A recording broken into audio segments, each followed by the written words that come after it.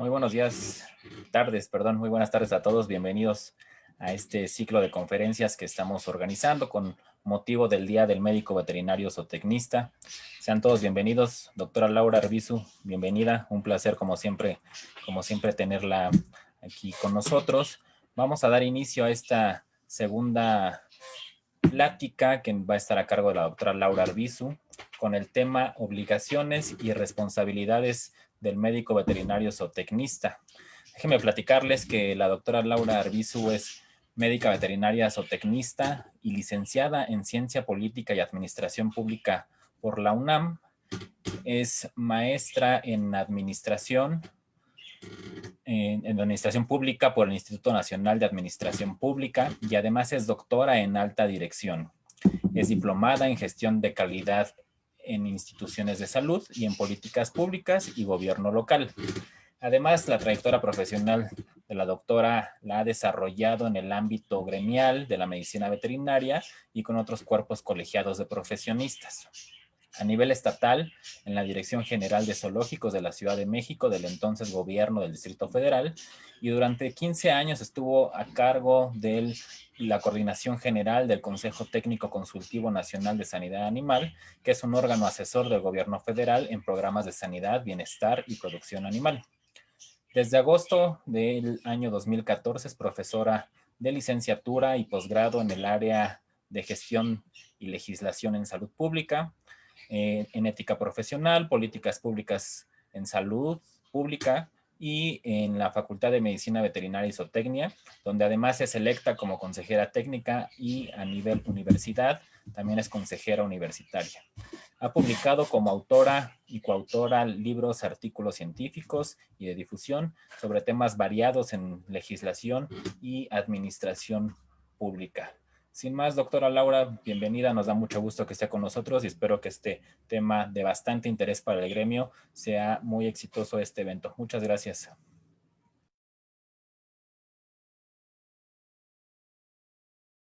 ¿Tiene apagado su micrófono, doctora? No la Ya, escuchamos. ya me eché todo muchas gracias por la invitación. La verdad es un placer apoyar a nuestra máxima casa de gremial y haga extensiva mis saludos y felicitaciones al doctor Palafox y a todos los médicos veterinarios de nuestro país que algunos actualmente están laborando y escucharán la charla y otros estamos trabajando desde casa. Muchas gracias, Misael.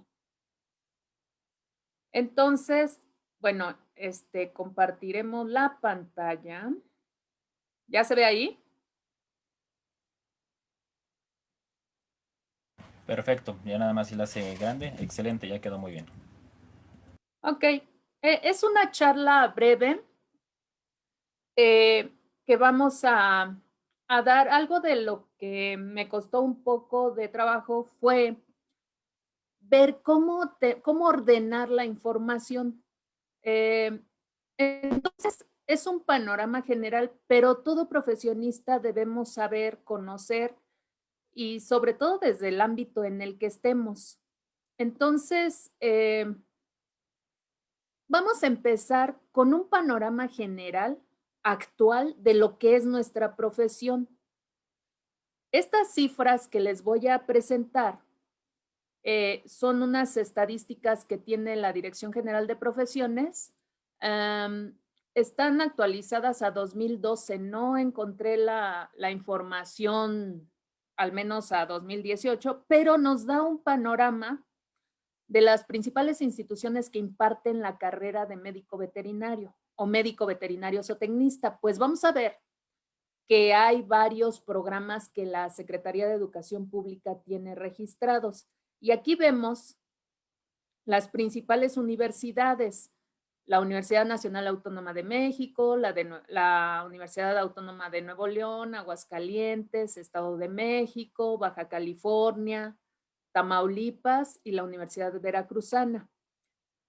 Estos datos igual se han actualizado, pero sí que nos dé ese panorama en los últimos 20 años, es decir, a finales del siglo pasado y este año, lo que tenía registrado la Dirección General de Profesiones, en cuanto, esto más que nada es con base en las cédulas profesionales que ha expedido. Y ahorita vamos a ver qué es un título, qué es una cédula. Entonces, tenemos en cuanto a licenciatura, maestría, especialidad, doctorado. Estos son unos números que simplemente nos van a dar una idea de ese panorama. Y a esto quería yo llegar. Los nombres de la licenciatura en medicina veterinaria, pues son variados de acuerdo al programa. Entonces, aquí podemos ver con una flechita del lado izquierdo, yo señalé en verde, los que creo son iguales. Y digo creo porque pues necesitaríamos ver el plan de estudios de cada una de estas licenciaturas, pero como ven, hay médico veterinario zootecnista, medicina veterinaria y zootecnia, médico veterinario y ciencias animales, como médico veterinario zootecnista en pequeñas especies, médico veterinario zootecnista en clínica de especies de granja y médico veterinario administrador. Entonces, si vemos,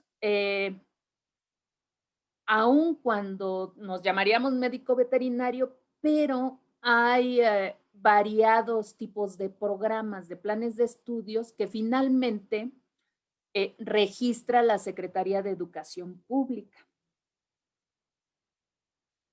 Entonces, viendo este panorama, aquí aproveché los carteles que hicieron de las actividades que realiza un médico veterinario y aprovecho para felicitar a todos en este 167 aniversario de nuestra hermosa y noble profesión. Entonces, lo que quiero representar en esta diapositiva es precisamente que veamos algunas de las actividades propias del médico veterinario zootecnista. Y yo digo algunas de las actividades porque actualmente no existe un ordenamiento jurídico que especifique cuáles son esas actividades. Solamente el estado de Yucatán lo tiene, pero de ahí en fuera ningún otro estado y mucho menos a nivel nacional. Y no porque no se haya querido hacer. Se ha promovido un reglamento con las actividades del médico veterinario zootecnista, pero pues desgraciadamente siempre se ha quedado en el tintero. Yo tengo los documentos desde el año 2000 que esto se quedó, como diríamos, en la charola, ¿no? Ya para firmarse en presidencia. Pero aquí lo que quiero destacar es la profesión del médico veterinario participa en medicina, sanidad, bienestar animal, economía y producción de animales, productos, subproductos, tecnología, calidad e inocuidad de alimentos de origen animal. Y ayer que vimos la charla del doctor Trujillo, pues destaca, y además no lo dice cualquier persona, sino un funcionario que está al frente del gobierno mexicano en esta área y de la seguridad alimentaria, el papel que juega el médico veterinario zootecnista al estar en la mesa de los mexicanos 3 veces al día. O sea, el papel en la producción de alimentos, pero no solo desde la parte primaria, sino en toda la cadena agroalimentaria hasta el consumidor final, en la salud pública, en la conservación y protección del medio ambiente, toda la parte del desarrollo sostenible, aprovechamiento sostenible. Y todas estas actividades se pueden realizar en el sector público, privado, en el ejercicio libre de la profesión como consultores. Cuando digo público, pues en alguna dependencia de gobierno, ya sea a nivel federal, estatal o municipal, en cualquiera de esos ámbitos. Y en el privado, pues todo lo que es la industria farmacéutica, industria alimenticia, con los productores. Y aquí en el ejercicio libre, pues también podemos encontrar todos los médicos veterinarios que apoyan a la autoridad, como los médicos veterinarios responsables autorizados, toda esta gama, pero además, y aquí en la parte inferior derecha podemos ver en rojo algo que quise destacar. Pues sí, son todas las actividades en los sectores que se desarrolla, en los diferentes ámbitos, pero nuestra profesión es una profesión de alto riesgo laboral. Y hay una infinidad, la misma Ley Federal del Trabajo, pues señala, tiene todo un apéndice de lo que son los riesgos laborales. Y, por ejemplo, a la gente que trabaja en gobierno y tiene este tipo de riesgos laborales, pues se le da un adicional o tiene otro tipo de prestaciones. Sin embargo, en medicina veterinaria, pues muchos médicos trabajan en campo. Ayer mismo el doctor Trujillo, pues nos comentaba, la profesión del médico veterinario, al considerarse como una actividad esencial, no se ha detenido. Y nos comentaba, pues, tan solo ahorita con la pandemia, pues algunas vidas que se han cobrado de colegas que se han contagiado, pues porque salieron a trabajar y se contagiaron, algunos se han recuperado y otros ya no lo lograron. Entonces, el riesgo laboral, y ahorita van a ver por qué se los comento. O sea, finalmente, muchas veces yo recuerdo en mis épocas de estudiante que decían, es que tú vas a cobrar no por lo que haces, sino por lo que sabes hacer. Entonces, ahorita vamos a ver, esto va muy de la mano con otra diapositiva que les voy a mencionar más adelante. Pero además de lo que se hace en la actualidad, se tiene que estar trabajando desde la parte académica, desde las escuelas y facultades, en estar actualizando lo que el mercado laboral requiere del médico veterinario zootecnista, ¿sí? Es decir, ¿qué sabes hacer? En el momento que tú egresas de una institución educativa, debes ya tener destrezas y habilidades. Es a lo que se conoce como competencias. Ya no solo es decir, bueno, soy médico veterinario o médica veterinaria, sino qué sabes hacer.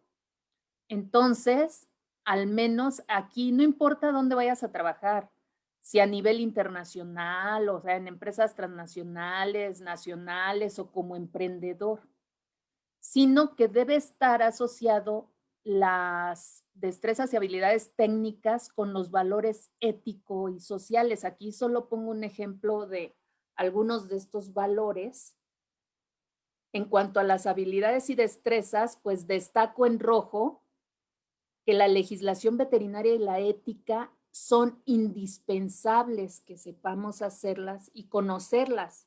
Somos médicos veterinarios y todo nuestro hacer y quehacer está sustentado en normas técnicas, habilidades de comunicación. Somos extensionistas, también hacemos ese tipo de trabajo. ¿Cómo vamos a transmitir esos programas, esas asesorías?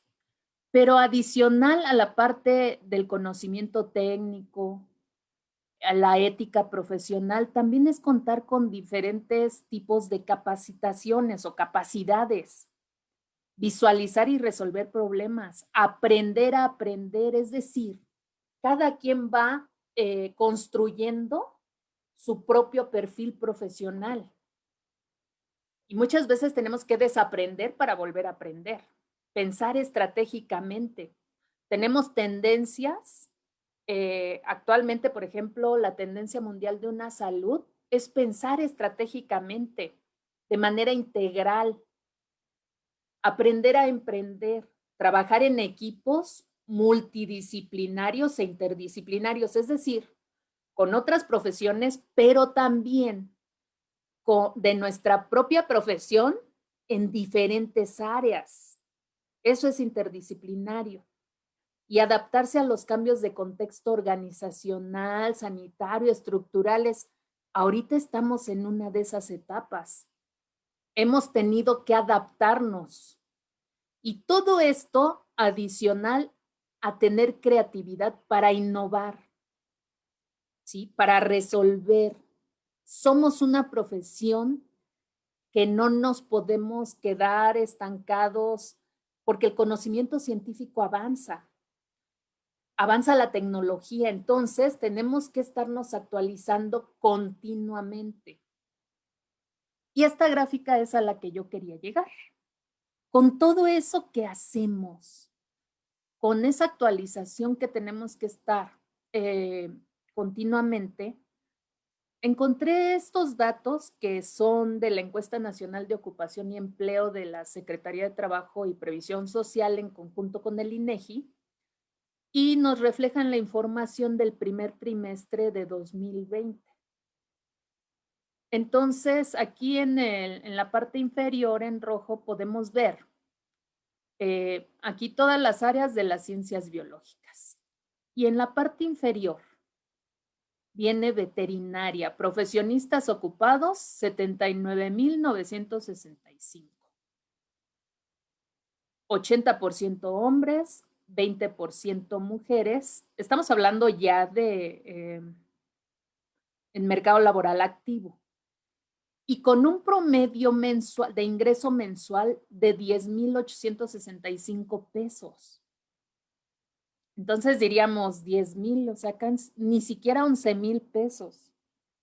Y estamos hablando de un promedio, o sea que hay algunos que están por abajo de ello.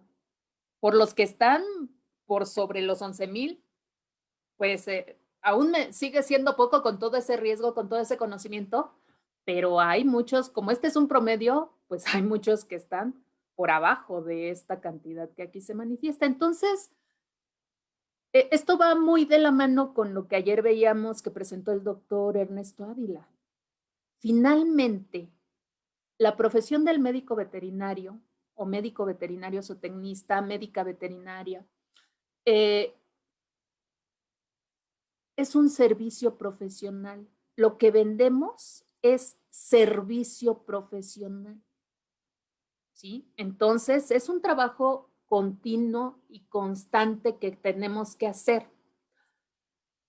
La idea de presentarles este panorama de nuestra profesión es porque vamos a ver que también estamos sujetos a leyes. Tenemos derechos, no podemos hablar de obligaciones y responsabilidades sin hablar primero de los derechos, pero en el pleno entendimiento que van de la mano, o sea, no podemos verlos por separado.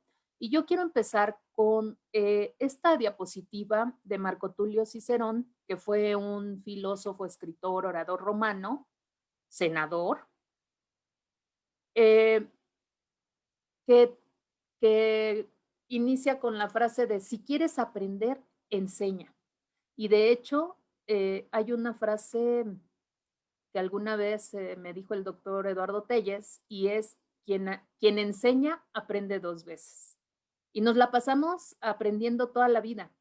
Entonces, ¿por qué Marco Tulio Cicerón? Porque aquí él hablaba de cómo cuando alguien elige una profesión, o sea, no importa la profesión que estés eligiendo, pero todo profesional debe unir en sí la agudeza del dialecto, o sea, debe tener ciertas características. Las ideas del filósofo, la expresión del poeta, la memoria del jurista, pero sobre todo, bueno, la voz y movimientos del actor trágico, pero sobre todo, un hombre de moral ejemplar.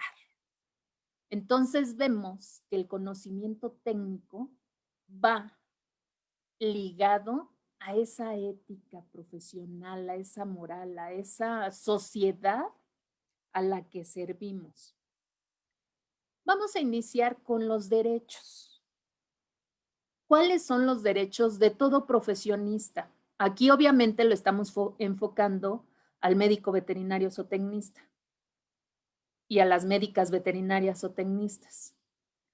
y es parte de nuestros derechos fundamentales que están plasmados en la Constitución Política de los Estados Unidos Mexicanos, específicamente en el artículo 5º constitucional, que señala que a ninguna persona, o sea, a nadie se le puede impedir que se dedique a la profesión que quiera, siempre y cuando sea lícita y no perjudique a terceros.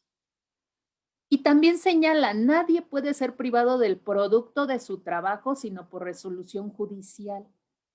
Entonces aquí vemos que nuestro derecho está plenamente plasmado. Esto va muy de la mano. Voy a hacer un paréntesis. Cuando estuvimos participando en Ciudad de México con una propuesta, una iniciativa de ley que surgió, que decía que si llegaba una persona a una clínica veterinaria y llegaba esta persona con un animal que hubiera recogido en la calle y estaba lesionado, el médico veterinario estaba obligado a atenderlo sin que se le pagara. No puedes hacer eso. Para eso está el gobierno, así como tenemos instituciones de salud a cargo del gobierno, por eso el propio gobierno, las dependencias de gobierno tienen también sus obligaciones. Pero en un privado, y la Constitución es muy clara, nadie puede ser privado del producto de su trabajo sino por resolución judicial. Entonces aquí vemos que esa iniciativa de por sí pues ya atentaba contra nuestros derechos constitucionales, es decir, era anticonstitucional.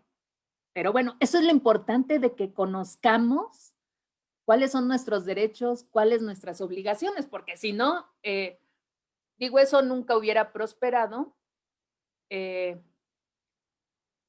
pero precisamente por eso hay que manifestarnos y exigir que se cumplan nuestros derechos.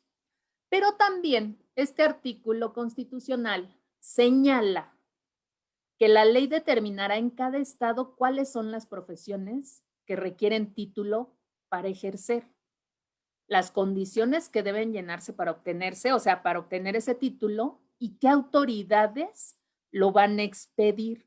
Y esto nos lleva a que todos los estados del país deben tener su propia ley de profesiones. A la fecha no existe una ley que regule el ejercicio profesional a nivel federal, sino que el mismo artículo constitucional señala que cada estado tendrá la atribución de elaborar su propia ley. ¿Por qué? Porque los estados son autónomos, independientes, pero también tienen características propias. Aquí les doy unas páginas. Algo que siempre reitero a mis alumnos es nunca busquen leyes o cualquier tipo de normatividad a través de los buscadores, porque les va a arrojar una serie de resultados y lo que tenemos que consultar es la ley vigente.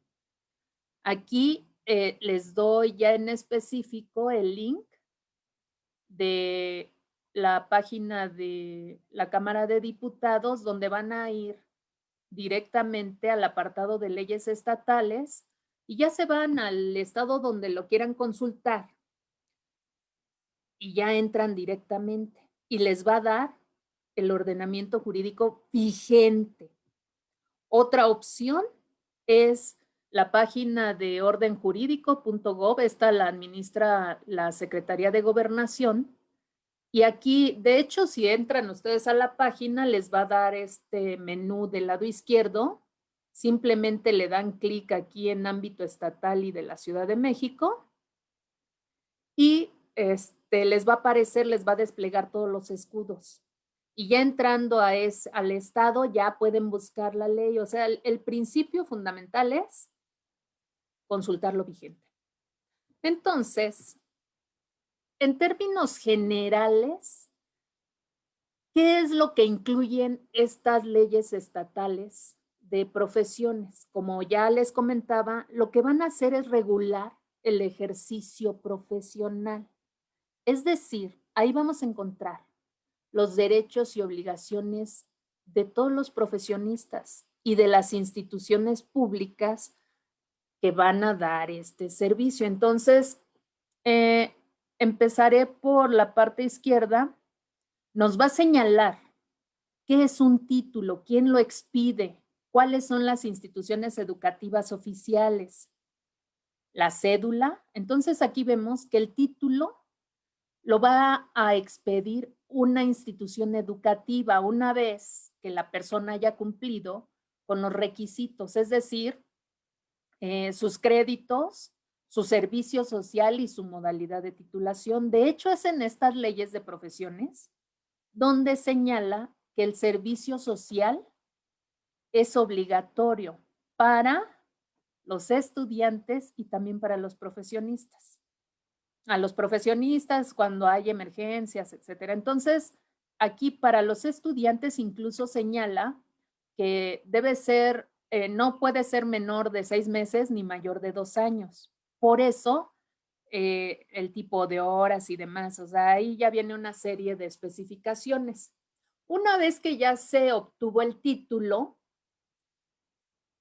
tiene que tramitar, es decir, registrar ese título ante la Dirección General de Profesiones y lo que le va a expedir es una cédula profesional.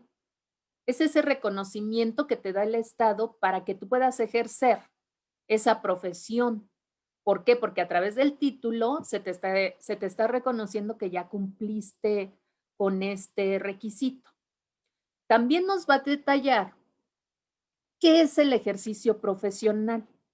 Y aquí vemos una definición muy sencilla, es la prestación de un servicio oneroso o gratuito. Es decir, oneroso es porque se cobra una cuota, pues tú estás vendiendo un servicio profesional.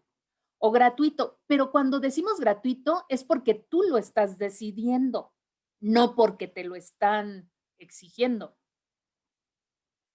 Ya vimos que eso sería anticonstitucional, pero además, para ejercer debes estar en el pleno goce de tus derechos civiles y contar con un título y con tu cédula. Y aquí esto va muy ligado, vamos a ver más adelante, pues la parte de la usurpación de profesional. Entonces, aquí vamos a ver los requisitos. También la mayoría, ay, me voy a regresar, le di clic sin querer. La mayoría de las leyes estatales también nos va a señalar los derechos y obligaciones del profesionista. En la ley para la Ciudad de México vienen estos derechos y obligaciones muy generales. Vienen así los artículos en el cuerpo de la ley, pero he tenido oportunidad de revisar, por ejemplo, la ley de profesiones de Zacatecas, la de Aguascalientes, y trae perfectamente delimitados en un capítulo los derechos y en otro capítulo las obligaciones. Entonces, yo sí les sugiero que revisen su propia ley de profesiones estatal. Ahí van a ver mucho de esta información que a veces sabemos que existe, pero no sabemos de dónde salió o cómo exigirla, y eso nos va a ayudar mucho. También a través de estas leyes de profesiones es donde se le da vida a los colegios de profesionistas. ¿Por qué? Porque la Dirección General de Profesiones, al registrar esas cédulas, es quien tiene la atribución o la obligación de vigilar el ejercicio profesional ético. Sin embargo, pues no tiene todo el personal ni una infraestructura que le pueda apoyar. Por eso se le da vida a los colegios de profesionista por rama profesional, porque en ellos va a recaer la vigilancia ética del ejercicio de la profesión que sea, en este caso del médico veterinario. Y otra de las atribuciones, tiene más, pero aquí quise resaltar, otra de las atribuciones que tienen los colegios de profesionistas es registrar a sus peritos. Alguna vez alguien dijo, es que ustedes no pueden ser peritos. Sí podemos. Ahorita vamos a ver por qué. Porque esta ley, las leyes de profesiones de cada estado, dan la atribución a los colegios de registrar a sus peritos. Obviamente en medicina veterinaria y zootecnia hay una variedad de áreas y de áreas de expertise. Ahorita lo vamos a ver con más detenimiento. Y también hay un rubro de infracciones, delitos y sanciones. Vamos a ver la diferencia entre infracciones y delitos más adelante. Entonces, si ven, está plenamente enfocado a cuáles son mis derechos y obligaciones para ejercer, ante quién tengo que tramitar, cómo me voy a agrupar y para qué me va a servir. Aquí tenemos algunas de las atribuciones de la Dirección General de Profesiones de la Secretaría de Educación Pública, porque va a ser el vínculo directo entre la autoridad, que en este caso es la Secretaría de Educación Pública, y el profesionista. Y le toca la vigilancia del ejercicio profesional, como les comentaba, pero es la vigilancia de ese ejercicio profesional ético. Para ello, va a tener un vínculo estrecho con los colegios de profesionistas, pero además, yo, autoridad, yo, Secretaría de Educación Pública, a través de la Dirección General de Profesiones, te estoy delegando la atribución de vigilar el ejercicio profesional a ti, colegio, pero no a cualquier colegio. Para hacerlo, tendrás que cumplir primero conmigo una serie de requisitos para yo registrarte y me vas a tener que estar presentando informes, ¿sí? Para que yo te pueda reconocer. Entonces, todas las leyes estatales de profesiones tiene definido cuántos colegios por estado, cómo los van a registrar, qué requisitos deben cumplir, cuántos miembros o socios va mínimo debe tener, y en cada estado es diferente. Por eso tienen que revisar la ley estatal del estado que les interese. Y también señala que la Dirección General de Profesiones va a coordinar las comisiones técnicas de cada profesión. Y aquí en la parte inferior les pongo el artículo 58 del reglamento de la ley para Ciudad de México, porque estas comisiones técnicas, obviamente parte de lo que tienen que estar haciendo es ver cómo va avanzando, si toda la situación laboral, profesional, sociosanitaria es dinámica, pues obviamente también esta cuestión del perfil profesional, pues tiene que irse adecuando. Entonces se trabaja aquí lo podemos ver, o sea, en los reglamentos de ejercicio y de limitación de cada profesión, si es necesario nuevas profesiones, reconocimiento de validez oficial, o sea, se tiene que estar trabajando continuamente en todos estos requisitos y eso se hace a través de las comisiones técnicas. De hecho, existe una comisión técnica para medicina veterinaria y zootecnia. Aquí tenemos un ejemplo de título y de celas. Aquí es de mi alumno, de Miguel, con mención honorífica. Lo quise presumir a Miguel Ángel Nidome Campos. Y aquí vemos un ejemplo de un título expedido por la Universidad Nacional Autónoma de México. Hay otros que son expedidos directamente por la Secretaría de Educación Pública, etc. Y ya una vez con el título, lo registras ante la Dirección General de Profesiones. Y aquí en el documento que está en la parte de en medio, es una cédula profesional electrónica. A mí todavía me tocó tramitar mi cédula y todavía me dieron un cartón como de un cuarto de hoja. Junto ya podemos ver, escaneé mi cédula. Ya hay unas cédulas tamaño como cualquier otra credencial del lector, pero esta forma de expedir las cédulas también ha ido avanzando con base en la tecnología para evitar falsificaciones. Entonces ya actualmente pues son estas cédulas electrónicas, que de hecho casi todo el trámite lo haces a través del internet, directamente en las páginas. Y aquí este es un ejemplo. Para la Ciudad de México, contamos con la ley reglamentaria del artículo 5º constitucional para el ejercicio de las profesiones en Ciudad de México. Esta es una ley que se publicó desde 1945 y va a ser hasta su reforma del 2 de enero de 1974 que se publican todas las profesiones a las que se les va a exigir título para ejercer a la Ciudad de México. Es una lista muy grande, yo aquí simplemente quise ejemplificar la de médico veterinario, pero ustedes pueden consultar y ver todas las profesiones a las que se les exige título para ejercer. Y llegamos a la parte de los colegios de profesionistas.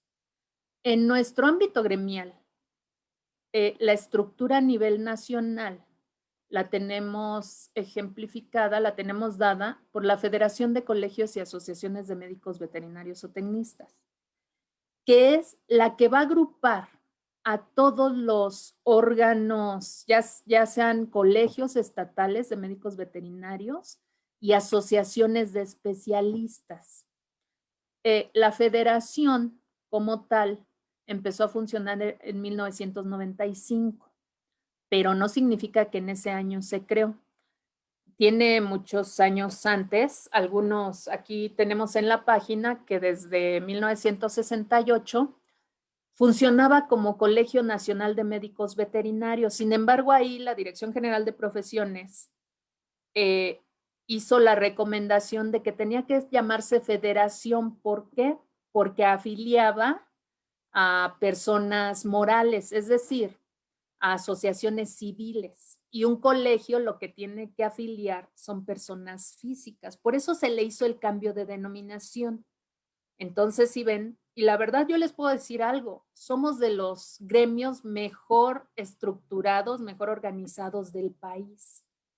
Entonces, aquí están los logotipos de los colegios y las asociaciones que conforman, que integran a la federación.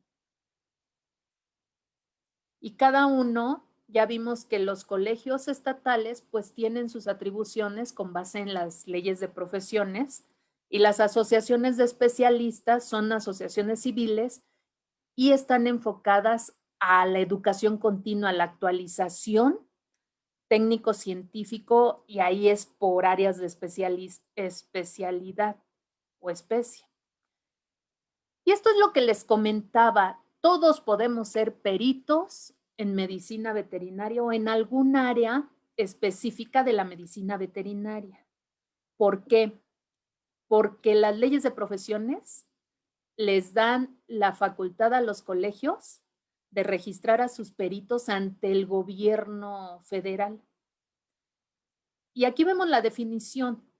Y el ámbito en el que ya va a incursionar el perito, pues obviamente ya va a ser amplio. O sea, no solo los que trabajan en el servicio judicial son los peritos. Un perito, y aquí está la definición, y vienen las leyes de profesiones, lo pueden ustedes consultar en la ley de su propio estado, es la persona hábil, sabia, entendida, práctica, competente en alguna cosa, ciencia o arte. Nosotros estamos hablando de ciencia, la medicina veterinaria y zootecnia. Y pueden ser requeridos por las autoridades para emitir informes o dictámenes en relación a su área de actividad. Pueden intervenir en litigios de orden civil, mercantil y penal. Entonces, tenemos los conocimientos técnicos científicos. Lo que tenemos también que hacer es prepararnos en cómo ser peritos. Y les puedo comentar que en la Federación estamos trabajando desde inicios de este año. Tuvimos que suspender el diplomado que tenemos de diplomado de perito en medicina veterinaria y zootecnia porque nos falta la parte práctica del diplomado. Entonces, pero estamos trabajando. ¿Por qué? Porque actualmente con la modificación en el ámbito judicial, ahora con los juicios orales, pues la participación de los peritos en medicina veterinaria y zootecnia son una gran necesidad. Y ya vimos que en todos los litigios que se pueden intervenir, incluso el Poder Judicial, ya sea a nivel estatal o federal, publican sus convocatorias para que se registren los peritos para el Poder Judicial. Hay veces que como no hay registrados peritos, el mismo Poder Judicial echa mano de los científicos que existen en las diferentes escuelas y facultades del país. Entonces, si ven, podemos ser peritos, pero hay que prepararnos también para saber ser perito. Y aquí, aquellos titulados en medicina veterinaria que actúan en funciones reservadas a nuestra profesión, de acuerdo con la legislación vigente. Y obviamente va muy de la mano. O sea, yo algo que siempre les digo, vamos a tomar decisiones con el conocimiento científico, el conocimiento normativo y la ética profesional. ¿Y cuál va a ser su actuar en asuntos en que se involucran animales, en abastecimiento de alimentos de origen animal, en el aspecto sanitario de alojamiento de animales, en el almacenaje de productos y todas esas actividades que ya vimos que son atribución del médico veterinario? Entonces, ya vimos todos nuestros derechos. ¿Cuáles son nuestras obligaciones? Nuestra obligación es, ya comentábamos, el mundo se mueve rápidamente, todo es dinámico y va cambiando. Las nuevas tecnologías demandan que el profesionista tenga esa formación integral. Y lo veíamos, ¿no? Ese pensamiento estratégico. ¿Y cómo va a ser? Pues con el conocimiento. Y el avance de la ciencia, pues nos mandata estarnos actualizando continuamente. Por lo tanto, estamos obligados a poner todos los conocimientos científicos y recursos técnicos al servicio de nuestros clientes o el usuario. O sea, no importa el ámbito o ahora sí que valga la expresión desde la trinchera en la que nos encontremos. Y también estamos obligados a guardar estrictamente el secreto profesional. Y eso no solo es de las películas, eso está en las diversas leyes de profesiones. Estamos obligados, pero vean, ahí viene, salvo los informes establecidos en la ley. En medicina veterinaria y zootecnia, tenemos leyes que nos exigen notificar. Y si no lo hacemos, estamos incurriendo, violentando la ley. Entonces, hay leyes que nos exigen o bien por orden judicial, así como luego lo hemos visto en las películas.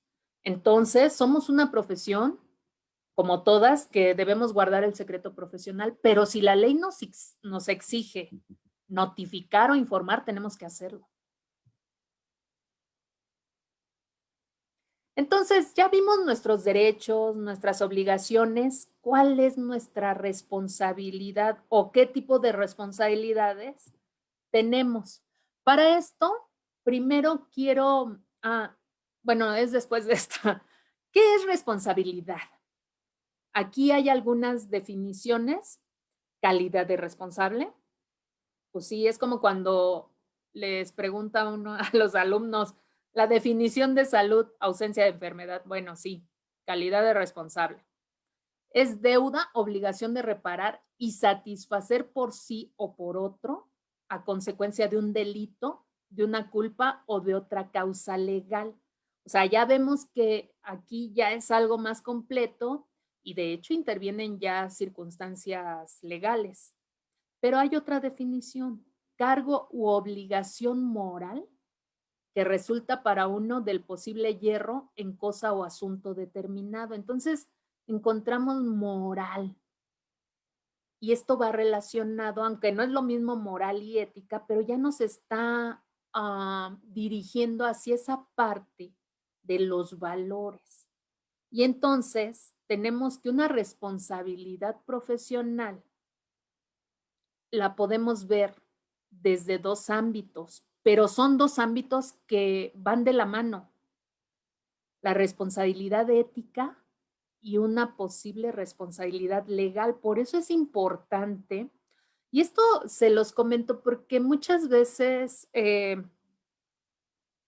tomamos decisiones sin conocer la diversa normatividad técnica. Además, es normatividad técnica que rige nuestro ejercicio profesional. Entonces, ese tipo de responsabilidad legal nos puede llevar a procesos, aquí sí es la palabra correcta, proceso, ya sea un proceso civil o un proceso penal, dependiendo el tipo de responsabilidad de la que estemos hablando. Y yo quiero hacer una diferenciación en cuanto a infracción y delito, porque va muy de la mano con la parte de responsabilidades. Y lo comentábamos al principio, todas las leyes de profesiones y de hecho todas las leyes administrativas traen siempre un apartado de infracciones. Y una infracción no es igual a delito. Una infracción es la violación de una ley administrativa y va a ser sancionada por la misma autoridad administrativa a la que le toca vigilar que se cumpla esa ley. Es decir, por ejemplo, en la Ley Federal de Sanidad Animal, la autoridad administrativa, ¿quién es? La SADER, la Secretaría de Agricultura y Desarrollo Rural. Entonces, en caso de una infracción, pues quien va a aplicar esa sanción va a ser la SADER, o sea, una autoridad administrativa. A diferencia de un delito, que un delito, y aquí esta es una definición del Código Penal, es el acto o omisión, o sea, no solo es hacer, sino dejar de hacer. Dejar cuando tú sabes que hay algo que tienes que hacer y no lo haces. Y esto va a ser sancionado por leyes penales en tribunales judiciales. Entonces vemos que el ámbito ya va a ser diferente. Y aquí es, considera ciertos comportamientos como dañinos para ciertos valores que merecen especial protección por ser la base de respeto recíproco que permite la convivencia organizada de la comunidad, como la vida, la libertad, la integridad física y sexual. Y viene una serie de hechos. El Código Penal Federal trae enlistados los delitos federales, tipificados como delitos federales, como el narcotráfico, delitos contra la salud. La usurpación de funciones es un delito federal que está tipificado, viene como falsedad o falsificación. Entonces ahí vemos, cuando hablamos de una responsabilidad, no solo puede ser administrativa, sino puede llegar incluso a tribunales judiciales. Y dependiendo del tipo de delito del que se hable, puede ser tener derecho a fianza o no. O sea, ya entramos en cosas más complejas que nadie de verdad, nunca, ahora sí que hay que hacer medicina preventiva, no correctiva. Entonces, vemos que hay dos tipos de responsabilidad. La ética, que ya vimos, está basada, o sea, tenemos ya ese derecho, los conocimientos para ejercer, el derecho para ejercer, los ámbitos y la vigilancia del ejercicio profesional y la responsabilidad ética. Cada profesión tiene su propio código de ética que permite distinguir derechos y obligaciones y va a estar a cargo de la vigilancia ética de los colegios, ¿sí? De esos apoyos de la Dirección General de Profesiones. Aquí sí quiero dejar claro que cuando hablamos de ética, la ética es individual. Puede ser de dos tipos, ética individual porque es la persona quien elige, y la ética profesional. La ética profesional ya hablamos que es una ética de un gremio específico. La ética, a diferencia de la moral, es que la ética se va a basar en esos valores de la persona. La moral es aquella que existe en la sociedad y que ha sido transmitida generación por generación. Y la ética, ¿por qué es individual? Y es un ejemplo que siempre les digo. Todos en nuestras casas hemos sido educados por nuestras mamás, nuestros papás, nuestra familia. Y si tienen hermanos, todos somos diferentes. ¿Por qué? Porque intrínsecamente vamos jerarquizando esos valores que en nuestras casas nos transmitieron. Por eso la ética es individual. Y no significa que uno esté bien u otro esté mal, ¿sí? Por eso muchas veces está que la oveja negra de la familia, ¿verdad? Pero no es que esté mal, simplemente hizo esa jerarquización intrínseca. Lo que sí nos